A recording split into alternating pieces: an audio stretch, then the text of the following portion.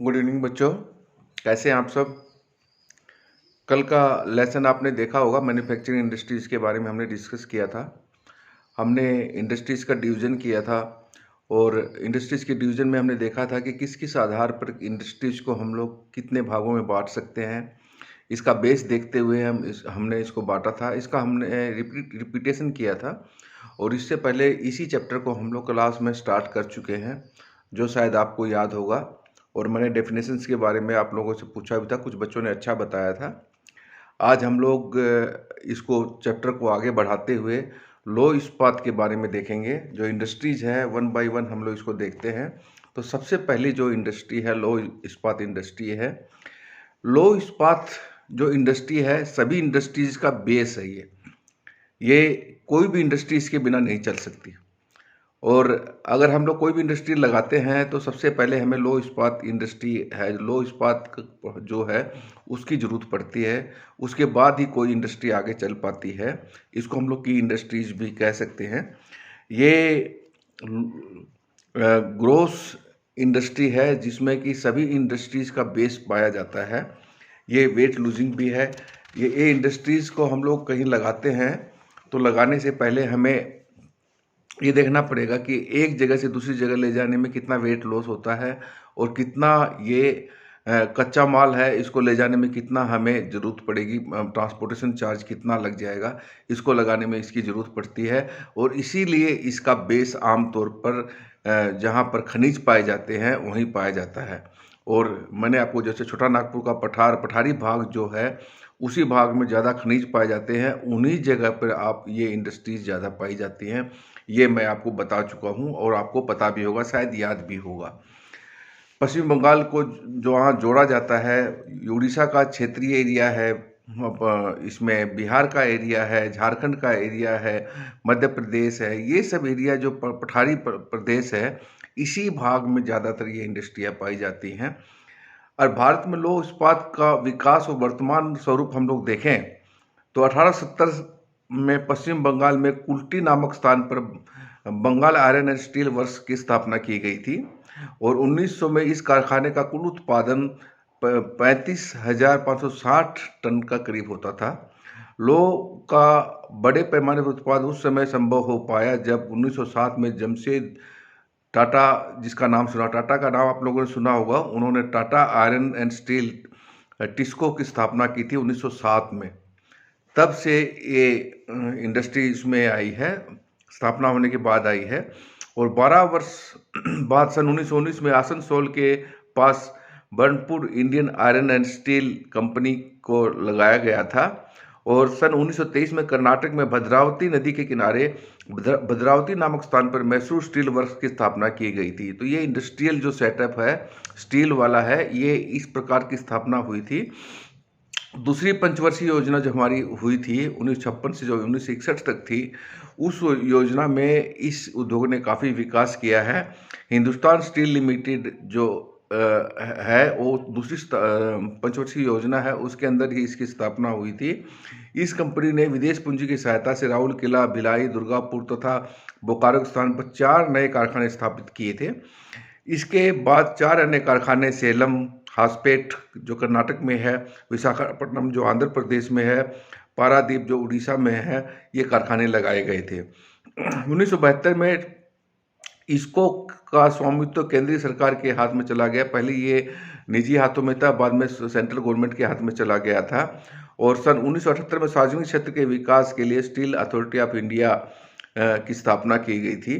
तो steel authority of India की स्थापना 1978 में की गई थी। वर्तमान में देश के सार्वजनिक क्षेत्र में सभी 7 इकाइयाँ जो सेल कंपनी है, जो सेल जो कैपिटल वर्ड है इसमें बनता है, इसको शामिल किया गया था। ये भिलाई, दुर्गापुर, राउरकेला, बोकारो, मिस्र इस्पात, दुर्गापुर, सेलम इत्यादि इन जगहों पर ये पाया जाता है। इसके अतिरिक्त सन 1989 में विश्वेश्वरैया लोहा इस्पात लिमिटेड की स्थापना हुई थी। तो इस प्रकार इस इंडस्ट्री की जो स्थापना है टाइम टू टाइम काफ़ी प्रोग्रेसिव रही है। और अगर हम लोग 2019-20 के हम लोग डेटा देखें तो भारत में 97 लाख टन कच्चे लोहे और 27 लाख टन इस्पात उत्पादन हुआ था। और 2019 में भारत के बाद विश्व में लोहे का दूसरा बड़ा उत्पादन देश बन गया। 2019 के में भारत चीन के बाद, पहला चीन का नाम है, उसके बाद चीन के बाद दूसरा स्थान बन गया। काफ़ी अच्छी प्रोडक्शन रही है भारत की। अगर इस इंडस्ट्रीज के संयोजक देखें हमने, तो हम संयोजक के रूप में बड़े जो एकत्रित कारखाने, छोटे इस्पात उद्योग हैं, उनको भी इसमें हम लोग शामिल कर सकते हैं। इसके अतिरिक्त द्विवार्षिक उत्पादन जैसे ढलाई, रोलिंग मिलें, एंसिलरी उद्योग वगैरह भी इसमें हम लोग शामिल कर सकते हैं। एकीकृत जो इस्पात कारखाने हैं, इसको हम लोग जानने के लिए अगर देखें, इस्पात बनाने की सभी प्रक्रियाएं एक ही कम्प्लेक्स में पूरी कर ली जाती हैं। ये बड़े संयंत्र होते हैं और जो मुख्य नरम इस्पात को ही बनाते हैं। तो इस तरह इस इंडस्ट्रीज का विकास और इसमें कैसे इसका विकास होता है, इसको लगाया गया है। अगर कारखानों को हम लोग देखें तो 1 बाय 1 कारखाने हम लोग लेते हैं। इस्पात कंपनी के कारखाने कौन कौन से हैं, तो सबसे पहले है Tata iron and steel company, जिसको हम लोग टिस्को बोलते हैं। टिस्को बहुत ही बड़ा कारखाना है और ये साक्षी जमशेदपुर में बनाया गया है और वह दुनिया की 5वीं बड़ी इस्पात कंपनी है और इसमें 73,000 से ज़्यादा कर्मचारी काम करते हैं। काफ़ी बड़ा हो गया, टिस्को का बहुत ही बड़ा है, 73,000 से ज़्यादा कर्मचारी काम करते हैं। और दूसरी जो कंपनी है, जो इसकी कंपनी की जो सुविधा है, तो कोई भी कंपनी लगाने से पहले भौगोलिक उसकी स्थिति उसको विकास में काफ़ी सहायक होती है। और टिस्को की जो सहायक कंपनी, टिस्को को जो भौगोलिक स्थिति जो प्रभावित करती है, ये आपके मैप में दिया गया है। मैं अब बाद में मैप भेज भी दूंगा मेरे लेक्चर के बाद में। तो इसकी जो आप देखो, दामोदर नदी है, मुरी क्षेत्र है, स्वर्ण नदी है, जमशेदपुर में स्वर्ण रेखा नदी है, ये सब नदियाँ इसको चारों तरफ से इसको घेरती हैं और यहाँ पानी वानी की कमी जो है ये यहाँ पर बिल्कुल नहीं पाई जाती, जो इस्पात को बढ़ाने में काफ़ी सहायक होती है। इसके जो इसको जो कोयला बनाने के लिए जो सुविधाएं है, मैग्नीज है, उड़ीसा के कोदूझार जिले से मंगाया जाता है और इसको जोड़ा भी जाता है। जोड़ा जमशेदपुर में 125 जो जोड़ा जगह है जमशेदपुर से 125 किलोमीटर दूर है और यह उच्च स्तरीय लोहा व मैग्नीज निकालता है।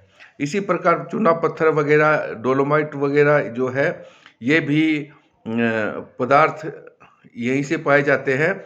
इसमें 332 से 480 किलोमीटर की दूरी पर ये जो इसका स्थिति है, जो इंडस्ट्रीज की स्थिति है यहाँ पर है और जो काफ़ी नज़दीक होने की वजह से काफ़ी रॉ मटेरियल हमें यहाँ से मिल जाता है। भट्टिया के अंदर लिपाई के लिए जो भट्टी बनाए जाते हैं, उसमें क्वार्टरलाइज बालू 10 किलोमीटर दूर की जो काली मिट्टी है वहाँ से लाकर उसको भट्टियों की लिपाई वगैरह की जाती है। इसी प्रकार स्वर्णरेखा नदी की बालू रेत को ढालने के लिए यहाँ पर उपयुक्त है। कारखाना स्वर्णरेखा और खार कोई नदियों के संगम पर बना हुआ है। श्रमिक गंगा घाटी के सघन जनसंख्या वाले क्षेत्रों से आते हैं, इसलिए काफ़ी चीप लेबर यहाँ पर पाया जाता है। तो ये सब चीज़ें यहाँ जो इसके विकास में काफ़ी सहायक होती हैं और इसकी वजह से इस इंडस्ट्री ने काफ़ी प्रोग्रेस की है। इसके साथ ही अगर हम Indian iron and steel industry जो है, इसको हम लोग देखें तो ये भी इतिहास में एक बहुत बड़ा हमारे पास उदाहरण है। इस संयंत्र की स्थापना 1870 में हुई थी, जब जेम्स आर्स्किन जो ने कुल्टी के जंगलों में बंगाल के आयरन वर्क्स की स्थापना की थी। इस संयंत्र को 1881 में सरकार ने लिया और इसका नाम हो गया बराकर आयरन वर्क्स। तो इस प्रकार ये इंडस्ट्री के जो पार्ट वाइज इसका विकास किया है और अलग अलग इंडस्ट्रीज के नाम से दूसरी इंडस्ट्रीज ने इसका विकास किया है। 1889 में बंगाल आयरन स्टील कंपनी ने भी यहाँ पर जन्म लिया। 11 मार्च 1918 में बर्न एंड कंपनी ने छोटे गांव हीरापुर में एक संयंत्र की स्थापना की थी। तो ये छोटी छोटी स्थापनाएं करके इस इंडस्ट्रीज का विकास किया गया। तो हम लोग देखें तो आयरन स्टील इंडस्ट्री है वो आमतौर पर सभी जो सेंटर पॉइंट है वो उसी एरिया में पाया जाता है। जैसा कि मैं खनिज का जो बेस है वहाँ पर मैं आपको बता चुका हूँ। कोयला झरिया से मिल जाता है, रानीगंज से मिल जाता है, जो कि हमें एनर्जी देता है। इसी प्रकार उड़ीसा, मयूरभंज जिलों से खानों से हमें कच्चा माल मिल जाता है। और ये इंडियन आयरन स्टील कंपनी का जो लोकेशन दी हुई है ये भी आपके बुक में है, बहुत अच्छी जो ज्योग्राफिकल लोकेशन है। तो इसका भी ज्योग्राफिकल जो हेल्प है ये भी काफ़ी इसमें ये प्रदान करता है। तो ये इसके साथ में जो Visvesvaraya iron and steel works department है ये भी यहाँ पर स्थापित किया गया है। 1923 में कर्नाटक के शिमोगा जिले में भद्रा नदी के किनारे भद्रावती नामक स्थान पर इस स्थापना की गई थी। जो ये विश्वेरिया आयरन एंड स्टील जो कंपनी है इसका यहाँ पर स्थापना की गई थी। इसके साथ हम और चीज़ें भी देखें तो अगर इसमें जो इसका जो उत्पादन क्षमता है 2.16 लाख टन गर्म धातु व 98,280 टन मिश्र धातु का विशिष्ट उत्पाद यहाँ पर किया जाता है। अगस्त 1989 में सेल के अंतर्गत ये भी कंपनी शामिल कर ली गई थी और इसको उसके अंदर शामिल कर लिया गया था।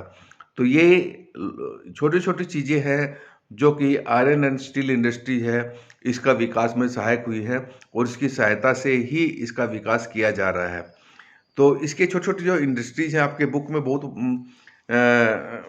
विस्तार से दिया हुआ है, इनको आप देखो। और जितनी भिलाई की इंडस्ट्री है, हीराकुंड इंडस्ट्री है, दुर्गापुर स्टील प्लांट है, बोकारो स्टील प्लांट है, दामोदर घाटी परियोजना है, ये सभी योजनाएं ज्योग्राफिकली इसको काफ़ी हेल्प कर रही हैं। विजयनगर स्टील प्लांट है और ये बड़े बड़े जो प्लांट है, सेलम स्टील प्लांट है, पारादीप स्टील प्लांट है, टाटा स्टील कलिंग नगर प्लांट है। तो ये सभी प्लांट है ना इसको काफ़ी हेल्पिंग साबित कर रहे हैं, काफ़ी हेल्पिंग रहे हैं इसमें, काफ़ी इसको बढ़ाने में। इसके साथ ही पास्को स्टील प्लांट है, ये सभी आप गूगल पे देखोगे तो आपको अच्छी तरह दिखाई देगा। इसी के साथ छोटी इकाइयाँ भी हैं इसमें इस्पात उद्योग में। भारत में ये काफ़ी पाई जाती हैं। भारत विश्व में स्टील का 15वां बड़ा आयातक भी है, जिसने 2018 में 89 लाख टन इस्पात का आयात किया था और यह विश्व कुल इस्पात का 2.6% है। मुख्यतः इसी वर्ष में 106 लाख टन इस्पात का निर्यात भी किया गया था। तो हम आयात करते हैं तो निर्यात भी करते हैं। 34% 2017 में जो ये आयात और निर्यात किया गया था ये लगभग उसका 34% है। भारत विश्व का 9वां बड़ा इस्पात निर्यातक देश है, विश्व के कुल इस्पात निर्यातक के 4% भाग का प्रतिनिधित्व करता है। ये आपका लोह इस्पात परियोजना है जो लोहा इंडस्ट्रीज है उसके बारे में है। कल हम लोग सूती उद्योग के बारे में देखेंगे। बेटा ये इंडस्ट्रीज के डेटा है, ये याद करने पड़ेंगे, इंडस्ट्रीज के नाम याद करने पड़ेंगे, नहीं तो ये आपको इसकी जो डेटा है याद नहीं होंगे, आपको इसको बार बार दोहराना पड़ेगा। और चैप्टर काफ़ी इम्पोर्टेंट है और इस यूनिट में आप देखोगे तो सबसे ज़्यादा इम्पोर्टेंट चैप्टर यही है। तो आप लोगों को कुछ डाउट है तो मेरे को किसी भी टाइम फ़ोन करके बात कर सकते हो। वीकली हम लोग एक दिन ऑनलाइन क्लास ले करके उसके डाउट्स के हम लोग क्लियर कर देंगे। तब तक have a nice day, keep your self healthy.